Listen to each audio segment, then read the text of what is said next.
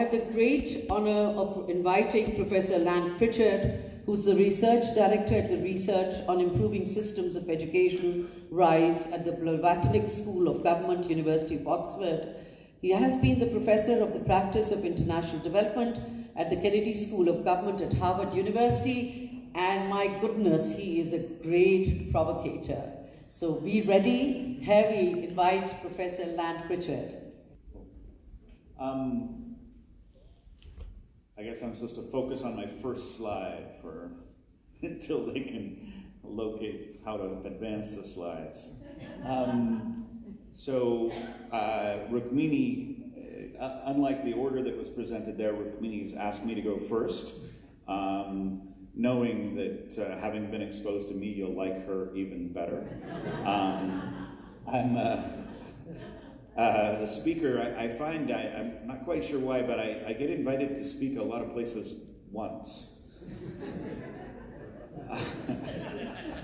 And I think my speech today may well illustrate for you, if not for me, why that's so. Could we just move to the first slide? So I want to start with a story. So don't move it forward yet. I want to start with a story that my friend just told me a little while ago that I think is illustrative of many of the challenges the PAL network faces, which is a friend of his was getting married, and his wife had this beloved cat, Duke.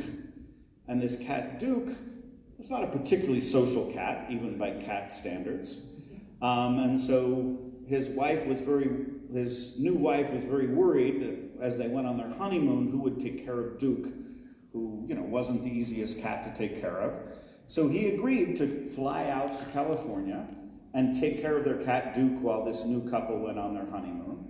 And so they had arranged that he had the keys to the house, and he would house sit and Duke sit while they were gone. So he showed up, and they had left during the day, so he showed up from his work meetings, opened the door to the house, and as he opened the door, boom, this tabby cat shoots out the door. So he's not even taken care of the cat for a minute, and the cat's outside. And they told him the cat stayed in the house all the time, so didn't know what to do. Spent hours searching the neighborhood, couldn't find the cat. I don't know what to do. Went to bed. Fortunately, he woke up the next morning, opened the door, and this tabby cat strolled right in. It's like, okay, well, I'll feed him.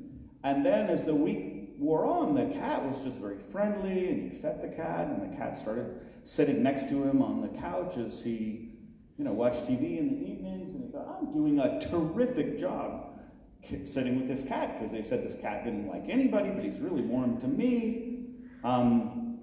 So he had to go back on Friday, and so he had left in the morning, and his friends arrived Friday evening, and Friday evening his friend got back, and he called his friend and said, well, I think I did a really good job with the cat Duke. They really warmed up to me, all was really good. And he says, well, yeah, I think you really did a really good job of taking care of the cat. It's just the cat's not Duke.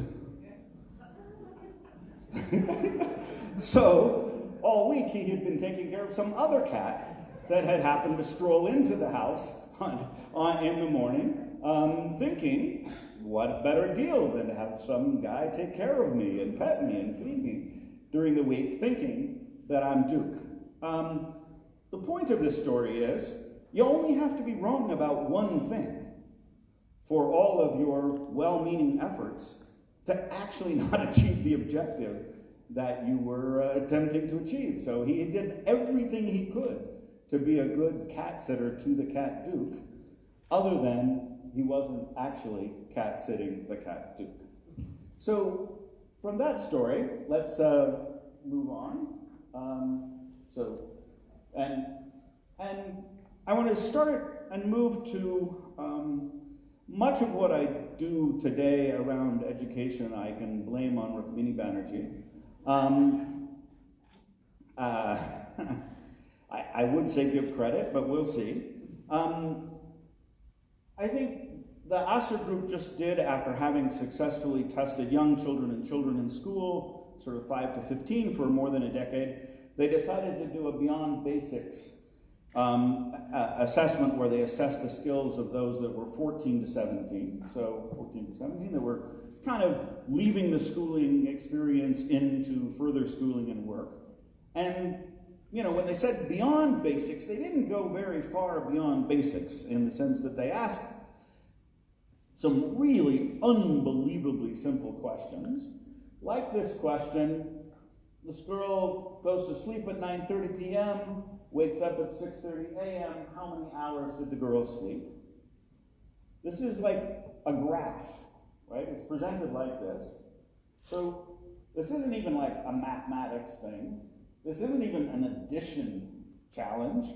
You literally can count this out on your fingers, which is how I would do it. I wouldn't even set it up as a math problem. I think 10, 30, 11, 30. Okay. Here's the amazing thing. Children with less than 8 years of complete, in the ages 14 to 18, only a quarter of them got this question right. That already is really worrisome, because you effectively can't use time if you can't answer this question. What's shocking is that only 41% with 8 or more years of schooling could answer this question. What's even more shocking is that only about half of youth who were enrolled as undergraduates in tertiary schooling could answer this question correctly. I have labeled this the Great Betrayal, because these children were told, come to school, go to school, and we will prepare you for your future. Your future will be different and bright because we will unlock the opportunities of the world for you through the schooling process. And there's a great film that accompanies the Beyond Basics where they talk to these youth about what their ideas of their future career are, and they've been to school. They expect to have good jobs and work in white-collar settings and go on to university, and yet the schooling process has completely betrayed them because it has not, in fact, conveyed to them even the most embarrassed minimums of the skill sets that they would actually need to succeed. And so in this very poignant film, they talk to these kids about what their hopes and aspirations are, and then try and probe of whether or not they're the least bit aware and prepared for what it would actually take to realize those aspirations, and just a massive gap between the aspirations they have and the skill sets that they have been equipped with through the schooling they've gotten. Now, as I was reading this report, I was chagrined, disappointed, angry, and then I realized that I had been working in India on the subject of education since these children started school.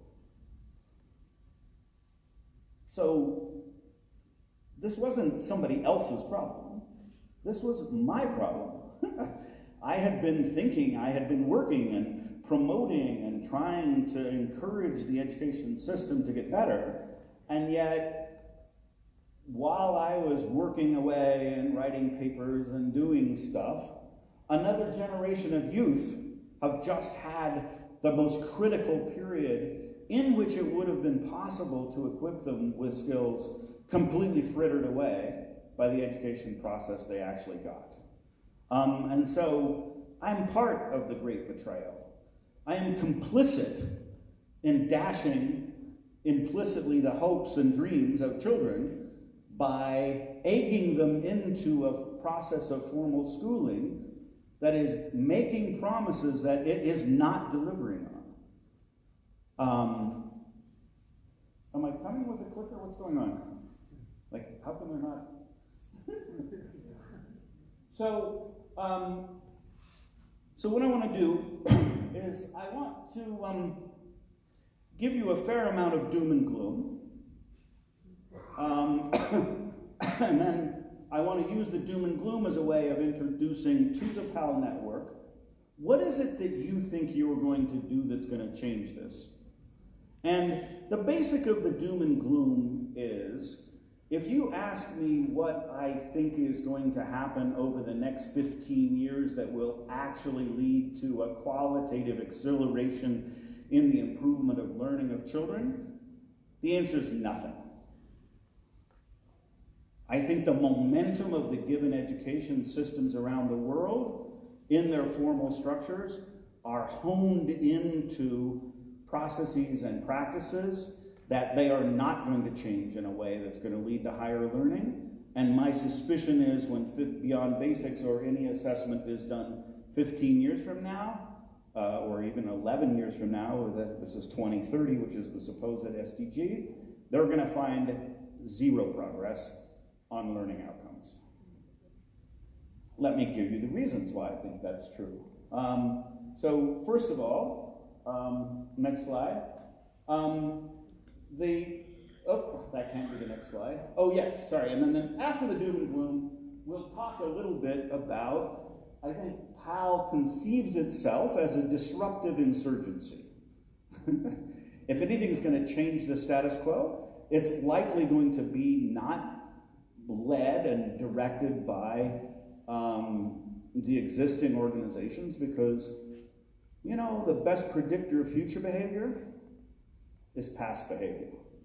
So if we want to predict what ministries of education are going to do for the next 5 years, pretty good guess is they're going to do what they've done for the previous 5 years and the previous 10 years. So if that's going to change, and there's going to be some ray of hope in the doom and gloom, it's going to be from likely, in my view, from a disruptive insurgency. And I just want to ask a question: how does a disruptive insurgency come to have scaled impact? Next slide. So the first thing is the theme of this conference, and using the word inclusion, I think gets you off on the wrong path altogether to start with. There's nothing to be included into. So look at the PISA D results, which just came out for 7 of the countries that participated in the PISA D. Of course, the PISA D was an effort to push towards the ASSER-like assessments, because basically the top code of ASSER was below the bottom code of PISA. And so PISA was moving ASSER's way in trying to assess the lower skill sets. Well, the blue bars are the kind of a typical OECD country, the Netherlands. And I tend to use the Netherlands as an example because never met anybody who really cared about the Netherlands. So it's kind of a neutral example. Any other country you use, people have a view about it. You know, if I use the US, everybody in the room would go ballistic about the US, or have some view on the US, but no one has a view on the Netherlands. So typical OECD country, innocuous. And then this is the distribution from Guatemala. So kind of where the OECD is and what the OECD thinks of as inclusion is getting the bottom of the blue bars towards the upper of the blue bars. But in Guatemala, nobody's there. There's nobody in the good learning outcomes. There's no good learning outcomes to push you towards. So, next slide. So, kind of the inclusion agenda in the Netherlands is kind of, they're worried that there's 23% of the population, 22 or 23% of the population that isn't in the high-performing part. So if we took the SDG, which is some interpretation of the SDG as level 2 of PISA or above, constitutes adequate learning at leaving secondary, 78% of the Netherlands is at that already, and the inclusion agenda is to keep the lower performing students that are likely disadvantaged in some obvious social way into the performance that's already there for the vast majority of the population. That's an inclusion agenda. Well, here's Cambodia. Next slide. This is what Cambodia looks like. At level 2, Of kids who took the exam, 7.2% are at level 2, and 0.3% are at level 3 or above. Level 3 is kind of, if any of our children were at level 3 performance, we would be emotionally and otherwise distraught at what their future was going to be. And there's nobody there. So the inclusion agenda is what? We've got 72% of the kids in Cambodia aren't reaching grade 10 or aren't in school at grade 15, so they're not being assessed by PISA. But it can't possibly be your goal to include kids from not being enrolled to being enrolled at age 15, but 90% of them can't read at level 2 or above. Is that really an inclusion agenda? There's nothing to be included into. The elite, the middle class, the privileged of these countries are getting a terrible education. Nobody's there. If only 0.3% of the kids are there, it means, let's say you take the top 5% of the population as your elite, it means nearly all of the elite aren't at level 3 or above. Just by math, right? If there's 5% of the kids in the elite, and only 0.3% of all the kids in the country are at this level, then even if all of those kids were from the elite, most of the elite aren't at that level. Okay. So, first doom and gloom is there's nothing there to be included into. Like, so talking about your agenda as inclusion like you were the Netherlands or other OECD countries where most kids that weren't disadvantaged are getting a decent education, and then translating policies and practices of inclusion is just missing the point entirely. Second doom and gloom. It gets worse. Next slide. So, one of the research teams within RISE works on Indonesia, and they took advantage of the fact that a panel survey has been following cohorts in Indonesia for quite a long time, and so has been asking cohorts of youth in a non-school setting, so they have a universal sample of youth, not just those enrolled, over time, and they've been asking them some pretty simple arithmetic questions, and have come up with some really shocking results. And the basic result is, in the 14 years between 2000 and 2014, lots of kids went to lots more school. So 20 percentage points of the population more finished 12 years of schooling. And the performance of the cohort, the fraction of the cohort that could actually answer simple arithmetic, didn't go up at all. So you had massive success, more kids in school, more money spent, per capita teacher salaries doubled. Indonesia is not a dysfunctional country, everything chugging along. But the problem is that there's almost no learning going on. So if you look at the children currently enrolled in school, whether they can do a simple division like 56 divided by 84 can be reduced as a fraction 2 on a multiple choice test. The kids who were in grade 11 and the kids who were in grade 5 perform almost exactly the same. So, simple primary school arithmetic question. It only gets up to about 40% and then stays there.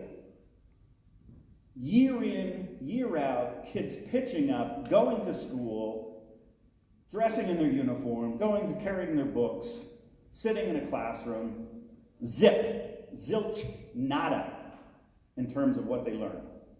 On this particular metric, my suspicion is. And then if you look overall, next slide, if you look at overall some more sophisticated IRT weighted, combination of all of the different arithmetic questions, same thing. They kind of learn up to about grade 5, 6, and then grade 6 on. And it's not that it's not that it maxes out because everybody can do it. This isn't that it plateaus at 80 or 90. It plateaus at 34. So the typical question is answered right 34% of the time on primary school arithmetic questions. It's just they kind of learn it, but if they don't get it early, they never get it later, and yet they persist in school forever. So next slide. So, and this is, so the typical youth, 18 to 24, answered 35% of the questions right in 2000. 14 years later, tripled student spending, doubled teacher salaries, I'm sure implemented all kinds of wonderful donor-preferred education equality improvement plans. 20 percentage points more of this youth population had completed secondary school. The fraction that could answer these simple arithmetic hadn't budged at all. So, my suspicion is the future in your country looks like the recent past in Indonesia. This is what you're going to find. You're going to push a lot more kids through school, and the actual cohort skills acquired are going to stagnate. I'm saying this because Indonesia is a well-functioning country. Indonesia is like actually on the PISA test is at 400 already. It's well above all the PISA B countries. And it's actually doing stuff. Next slide. So, and this is trying to bring together lots and lots of things we've done using lots of the data that's been generated by Asser and Tuweza and others that allows us to look at learning profiles over time. The problem is only about a third of the kids in the PISA countries, and this is kind of anchored on Cambodia, only about a third of the kids are tested when they're age 15, and to be tested in the PISA you had to be in grade 7 or higher. So you might have been in school at 15, but you were in grade less than 7, so you were well off track. Of the kids that got tested, the OECD 16th percentile is about 400, and the 95th percentile of the third that got tested was 405. So again, the elite are at a standard deviation below a typical OECD student. And then the other 2/3, we don't even know where they are because they've dropped out. And the key question is, what do their learning profiles look like? What would they have learned had they stayed in school? There's good reasons to believe that they probably dropped out, in part because they weren't learning. So it's not obvious that they would have learned even what those in school learned. So next slide. So and I was going to spend a lot of time on the technicalities of this paper that I'm about finishing, would be finishing if I weren't speaking here. What we do is we try and just kind of simulate what the learning process looks like that's capable of generating the results we observe, and then say, in that model, what would happen if every kid stayed in school? Well, an easy and kind of intuitive way to mathematically represent the learning function is that kind of what gets taught moves ahead a certain amount every year, but it kind of moves ahead in a way that leaves those that start off behind increasingly behind to where they're not learning anything even if they stay in school. And we have a number of good learning profile exercises that show this, which means when we do this simulation, here's the result. Next slide. So the blue bars are kind of the learning levels, and this is all sort of scaled to PISA equivalence that we're kind of used to. 500 is the OECD mean. And then the red is what would happen in this model if somehow you manage to achieve universal enrollment through grade 10. What you might notice is that nothing at all happens if you say, what fraction of kids are going to be above 400? It doesn't change at all. because every kid who was going to be above 400 was in school. They were staying in school because they were learning, because they were at the top of the distribution, and hence their learning doesn't change by staying in school because they were in school. And the only gains happen at this very low end, but it's so low that it's not obvious that's like a huge victory. Like the PISA scale really de facto bottoms out near 200, and all of the gains happen below 200. Everybody gets what I'm saying, right? If your current, and this is from adding 60% of the population through to grade 10. So you could see this as a tremendous victory of inclusion. Kids are staying in school. On the other hand, it's a perfectly plausible way to model the actual learning processes that are reproducing the results we're observing. Is in that model, the inclusion would lead to exactly zero progress on any cohort learning goal. The fraction meeting the SDG would not go up at all. Okay, I think that's near enough. Let's see, I hope I don't have more doom and gloom. Good, phew. Okay. We're done with the doom and gloom, except to say that the prospects of changing organization, or organizational change, is unbelievable harder than we always pretend it is. We always say, oh, well, okay, we're not doing so well, but let's pull our bootstraps together and get the bit done. I want to make the point that it's really hard for all organizations to change, no matter what they do.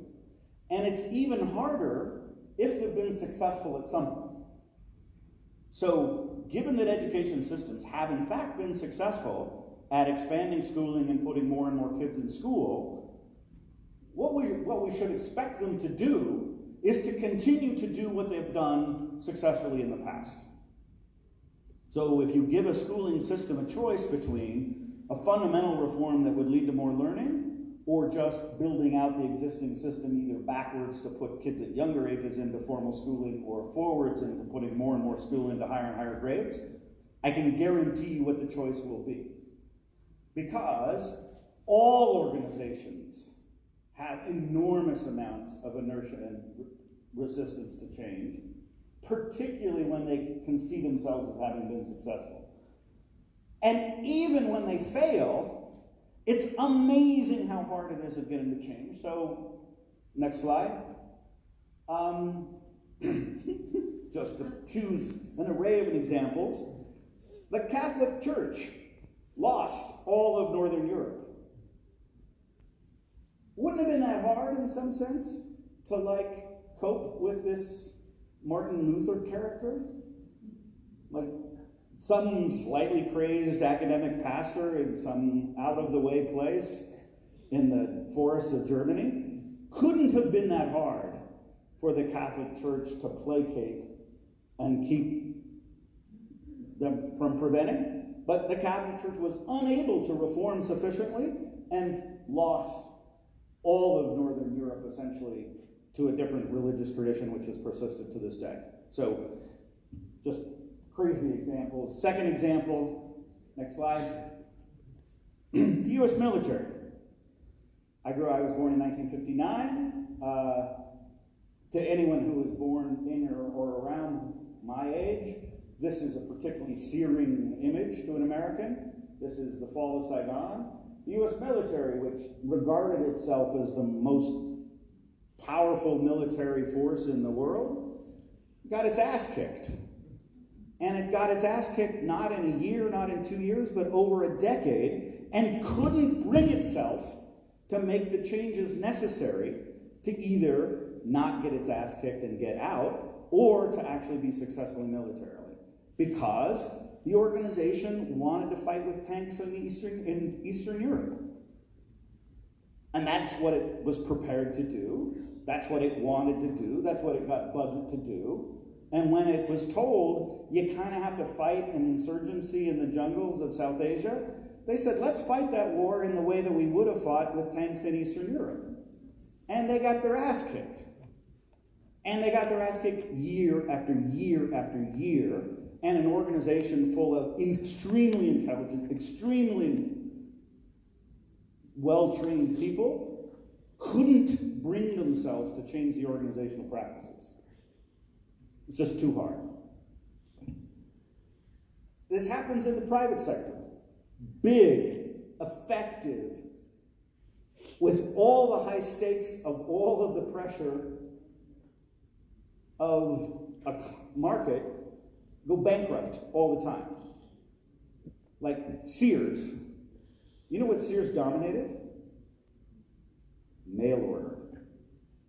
You know what Amazon dominates? Mail order.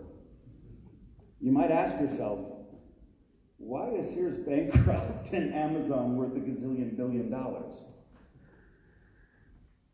The answer is, Sears had to make changes in the way that it responded to an evolving environment in which retailing was done, and they couldn't do it. Even though, if you had gone to Harvard Business School in the 1970s, you know who you would have learned case studies about? Sears. Sears was the best managed retailing firm in the world, bar none. But when times changed, and Sears had to change, you know what Sears couldn't do? Change. Where does this get happy again? I think Rukmini's going to bring the happiness. Let's skip this. This is IBM. IBM went from 400,000 employees in 1989 to 200,000 employees in 1994. Again, I was born a long time ago. I was born in 1959. The US government sued IBM in the 1970s. You know why? Because IBM was such a monopoly and was so capable and so unchallengeable that it could never be defeated in an open market, so the government needed to break IBM up because it was a monopoly that could never fail. Well, turns out, when the reality and technology of computing changed, IBM just about died. I mean, if you have to take your organization from 400,000 employees to 200,000 employees, you're on death's door. But it took that level of challenge for even a well-managed, high-pressure, by-the-market, high-performance incentive, managed by geniuses, full of geniuses, to change themselves, to reorient themselves, and be able to regrow in a new environment. Okay, are you saying time's up right now? You want me to quit right now? 2 minutes. Okay, so let me go next. Let me talk for 2 minutes about disruption. Disruption is this concept that was invented by a man named Clay Christensen, who I happen to know, good friends with Clay Christensen. And I joke sometimes with Clay that if he had a nickel for every time the word disruption was now used, he'd be worth about half as much as he actually is. Because he's monetized the hell out of the word disruption. But what does he mean by disruption? I mean, now people just say it as meaning, oh, like it's disruptive. They have no idea what they're talking about. Probably this hotel talks about itself as being disruptive. It has no idea what it's talking about. What Clay Christensen had a very clear conceptual idea of what he meant by disruption, which is he means there's segments of the market, and in those segments of the market, consumers are willing to pay more for high quality. And when you start at a time when even the best firm can't meet the mainstream demand, the firm that can produce the highest quality wins. That's the winning strategy, is to be the best. And so the incumbent's strategy is called sustaining technological innovation, which is getting better at being the best. Okay?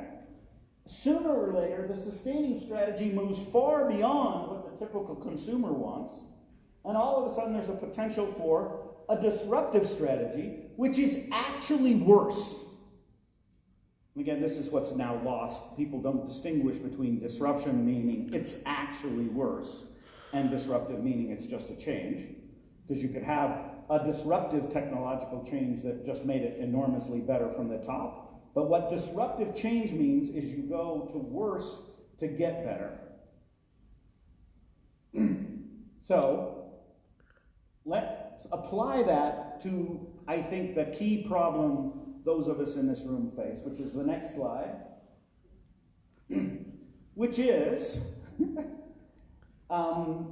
if you think of where, here's the fundamental kind of, in my view, problem, is those that work in and around the education sector think they're the yellow line. They think they're behind the global frontier, but not that far behind it that they can't imitate it and get to it in a sustaining way. Meaning, we're going to become the best by copying the best at what the best does. That's our strategy for getting better, is we're going to look at the best, and we're going to fly to Finland, we're going to talk to the Finns, and we're going to come back and we're going to do Finland in Tanzania. That's what the education establishment thinks it's doing. And it thinks it's at the yellow line. It's really at the red line. It's nowhere near the yellow line. Its actual quality is incredibly worse than it ever allows itself to admit. And so all of the flying to Finland is just complete, total figment of the imagination horseshit. It's not going to work. It's not going to have any impact on anything. And their actual trajectory is the red line. They're getting worse. So they're flying to Finland saying, how do I teach white kids with teachers with master's degrees? When the reality is, they don't have white kids from advantaged backgrounds showing up to school to be taught by teachers with master's degrees. Which means, since they're ignoring the reality gets worse, which means disruption comes in.